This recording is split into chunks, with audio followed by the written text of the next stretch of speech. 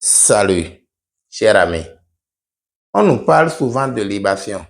Faites la libation, invoquez les ancêtres et ils intercéderont pour vous auprès de Dieu, des esprits saints, des forces de l'univers, de ceci ou cela.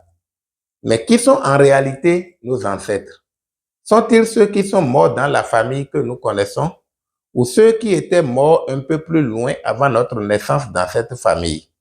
Cher ami, il y a beaucoup de fausses croyances en nous que nous devrions corriger afin d'accéder à l'autre niveau de notre évolution.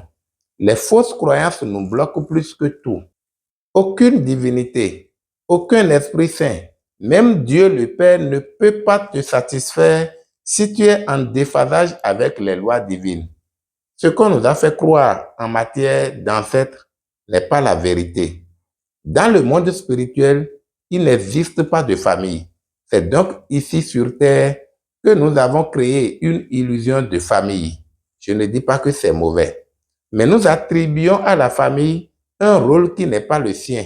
Et c'est cela qui finit par nous envoyer en perdition. C'est vrai que les humains qui sont passés de l'autre côté peuvent nous aider dans notre mission de vie en leur qualité d'âme désincarnée. Mais cela ne veut pas forcément dire que nos alliés invisibles viennent de notre famille de naissance. Vous pouvez faire la libation et invoquer les ancêtres.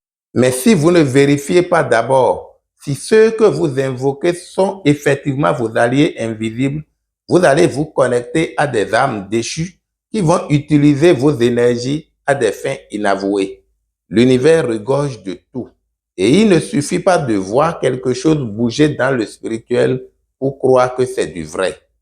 La libation est très dangereuse pour notre évolution d'âme si nous ne savons pas celui qui nous reçoit de l'autre côté de l'invisible.